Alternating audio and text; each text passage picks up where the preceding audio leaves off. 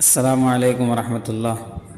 سامعین سے گزارش کی جاتی ہے کہ ہمارے چینل اتحاد الانصار میں جن کتابوں کی آڈیو ریکارڈنگ ہوئی ہے انہیں بھی سنیں اور اپنے دوست و احباب میں اسے شیئر کریں۔ آپ کی آسانی کے لیے ان کے لنکس ڈسکرپشن میں دے دیے گئے ہیں، اور ہمارے چینل کو سبسکرائب کرنا نہ بھولیں۔ جزاک اللہ خیر۔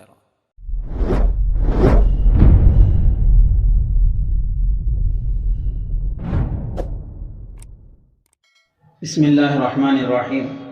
امام مہدی کا قادیانی تصور۔ مہدی کے منصب کو غصب کرنے والا تیسرا گروہ قادیانیوں کا ہے۔ اہل علم جانتے ہیں کہ مرزا غلام احمد قادیانی نے جہاں محدث، ملہم، آدم و نوح، ابراہیم و موسیٰ، یوسف و داؤد، سلیمان و یعقوب، مریم و میکائیل، خاتم الانبیاء اور خدا ہونے کے بلند و بانگ دعوے کیے ہیں، وہیں ان دعووں کی لمبی قطار میں ایک دعویٰ مہدی ہونے کا بھی ہے۔ وہ کہتا ہے کہ مسیح و مہدی ایک ہی شخصیت کے دو نام ہیں، میں ہی مسیح موعود ہوں اور میں ہی مہدی آخر الزمان ہوں۔ خدا نے مجھے بشارت دی کہ وہ مسیح و مہدی جن کا لوگ انتظار کر رہے ہیں تو ہی ہے۔ اس ذیل میں اپنے نظریات سے ٹکرانے والے احادیث کو رد کر کے وہ دونوں حضرات کے تمام تشخصات اور امتیازات کی ایسی تعویلیں کرتے جاتے ہیں کہ طبیعت انہیں سننے سے آبا کرتی ہے، صداقت کو متلی آنے لگتی ہے اور ان کی لن ترانیوں پر ایمانی غیرت اور حمیت کا یک دم لاوا ابل پڑتا ہے۔ مہدی پر ستم ڈھاتے ہوئے قادیانی صاحب نے سب سے بڑا ظلم یہ کیا ہے کہ نبوت و رسالت اور تجدید و خلافت کو گڑ مڑ کر کے حضرت عیسیٰ علیہ السلام اور امام مہدی جیسی دو الگ الگ مستقل شخصیتوں کو اپنی دریدہ دہنی سے ایک بنا ڈالا۔ ان کی سب سے بڑی دلیل لا مہدی الا عیسیٰ ابن مریم ہے۔ یہ روایت ابن ماجہ میں آئی ہے۔ ابن ماجہ اعتماد و صحت کے لحاظ سے صحاح ستہ میں سے کمتر کتاب ہے، جسے بہت زمانے تک محدثین نے صحاح کی فہرست سے الگ رکھا، کیونکہ بلند پائے محدثین کے نزدیک اس میں ایسی بہت ساری روایات موجود ہیں جن کے راویوں پر جھوٹ بولنے اور حدیثیں گڑھنے کے الزام ہیں، اور وہ یقیناً موضوعات کی فہرست میں درج ہیں۔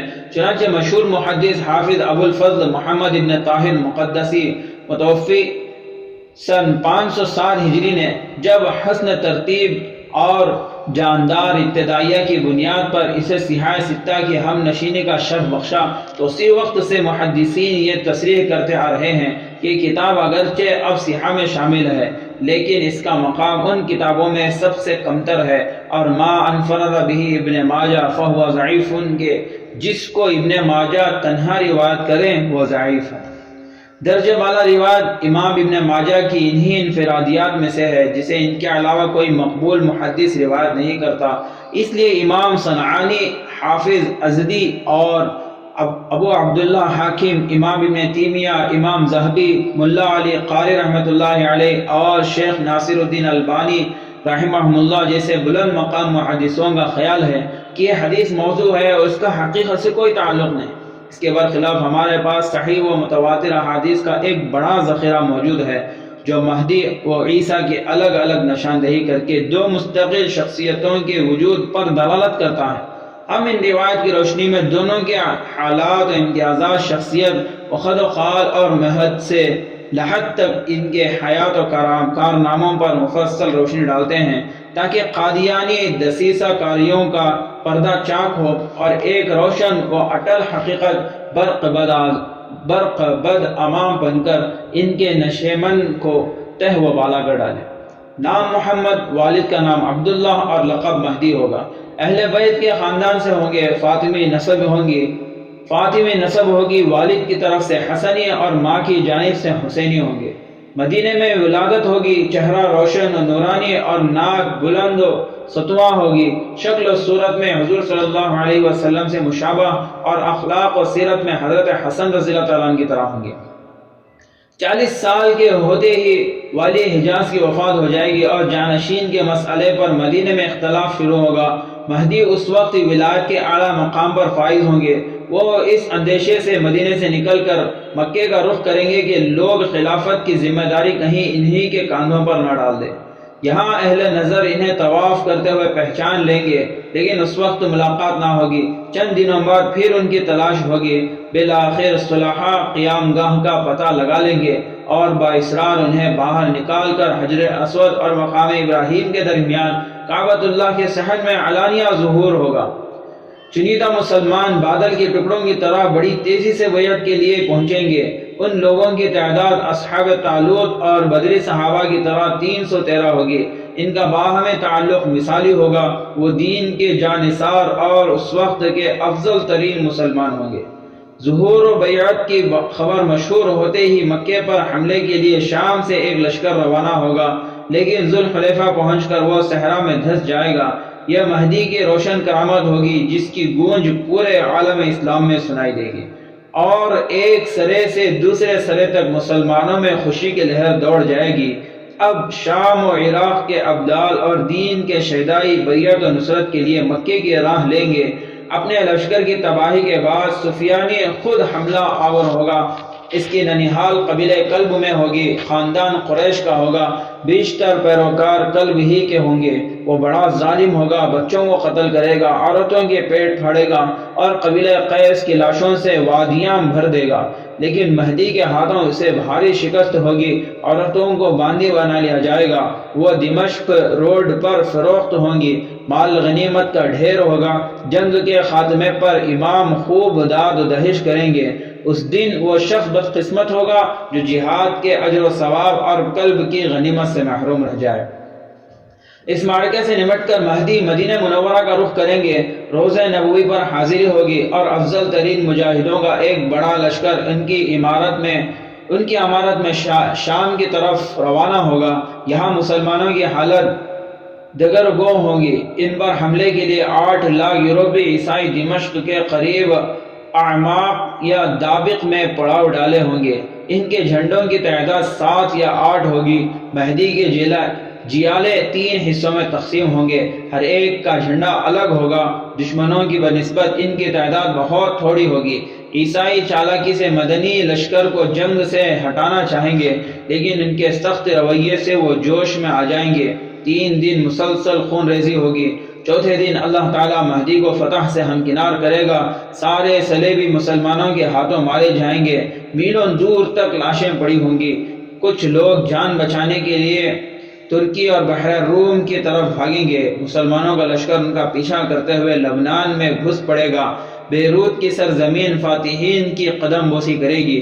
پھر مہدی یہاں سے بحر روم کے راستے یورپ کی طرف بڑھے۔ اٹلی کے دارالحکومت روم کو فتح کر لیا جائے گا۔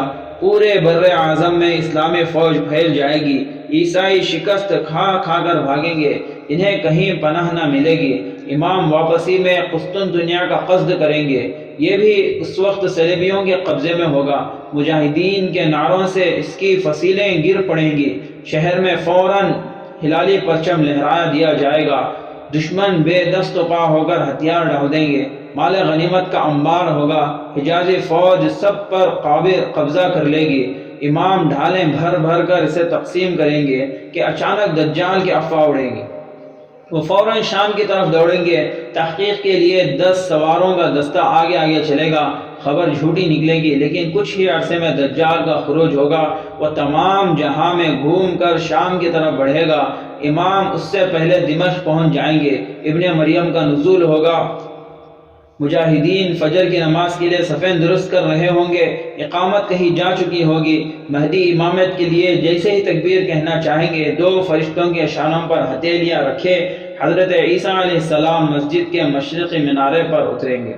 ان کے کپڑوں کا رنگ زعفرانی ہوگا، ہاتھ میں جنگی حربہ ہوگا۔ مہدی انہیں امامت کی دعوت دیں گے، وہ انکار کریں گے۔ بالآخر امام ہی نماز پڑھائیں گے۔ سلام کے بعد دونوں کی ملاقات ہوگی۔ پھر ابن مریم کے حکم سے مسجد کا دروازہ کھلوا دیا جائے گا۔ باہر دجال ہوگا، اس کے ساتھ 70,000 مسلح یہودی ہوں گے۔ اسلامی فوج بڑھ چڑھ کر حملہ کرے گی۔ حضرت عیسیٰ علیہ السلام کو دیکھ کر دجال بھاگ کھڑا ہوگا۔ مسیح و مہدی اس کا تعاقب کریں گے۔ موجودہ اسرائیلی ریاست کے شہر لد میں وہ مسلمانوں کے ہاتھوں گرفتار ہوگا۔ ابن مریم اسے اپنے نیزے سے قتل کریں گے۔ یہودیوں میں بھگدڑ مچ جائے گی۔ اس وقت کوئی چیز انہیں پناہ نہ دے سکے گی۔ شجر و حجر اور در و دیوار تک یہودیوں کے خلاف سرگرم عمل ہوں گے۔ اسرائیل فتح ہوگا، صہیونیت ہمیشہ کے لیے مٹا دی جائے گی۔ جنگ کے خاتمے پر مہدی و مسیح ان تمام علاقوں کا دورہ کریں گے جو دجال کی دست ورد سے تباہ ہو چلے تھے۔ وہاں کے باشندوں کو اجر و ثواب کی بشارت دیں گے۔ پھر دونوں بزرگوں کا تمام مقدس مقامات کا دورہ ہوگا۔ ظہور کے بعد مہدی کے 7 سال عیسائیوں سے لڑنے میں خرچ ہوں گے۔ 8واں سال دجال کے قلعہ قمہ میں گزر جائے گا اور 9واں سال حضرت عیسیٰ علیہ السلام کی معیت میں سکون سے گزرے گا، جس کے دوران امام کفار و مشرکین کے خلاف عالمی جہاد چھیڑیں گے۔ جزیہ موقوف ہوگا، خنزیر کی جڑ مٹے گی، صلیب کے پرخشے اڑیں گے، کفر و شرک کا نام و نشان تک نہ رہے گا۔ ہندوستان کے فرما رواں کو بھی گرفتار کر لیا جائے گا۔ الغرض ساری دنیا کو فتح کر کے مہدی عالمی خلافت راشدہ قائم کریں گے۔ یہ دنیا کا سب سے حسین دور ہوگا۔ عدل و انصاف کی فراوانی ہوگی، آسمان خوب برسے گا، زمین اپنے خزانے اگل دے گی، مال و دولت کے ڈھیر ہوں گے، انوار و برکات کا نزول ہوگا، اسلام ہی کا سکہ چلے گا، مسلمان بڑے مستغنی ہوں گے۔ منادی کو آواز گونجے گی کہ جسے مال دولت کی ضرورت ہو وہ خلیفہ کے پاس آئے، لیکن اب کوئی کھڑا نہ ہوگا۔ زکوٰۃ و صدقات قبول کرنے والے ڈھونڈے سے نہ ملیں گے۔ الغرض پوری دنیا ایک خالص اسلامی معاشرے میں تبدیل ہو جائے گی اور کفر و شرک، بغض و حسد، بخل و عداوت، مکر و فریب، نفاق اور ریاکاری اور بے دینی جیسی بیماریوں کا نام و نشان تک نہ رہے گا۔ اسی سال کے اخیر میں امام مہدی کی وفات ہوگی اور ابن مریم جنازہ پڑھا کر انہیں دفن کر دیں گے۔ یہ ہے حضرت امام مہدی کی مکمل سوانح حیات اور شروع سے آخر تک ان کے کارناموں کا ایک مکمل چارٹ۔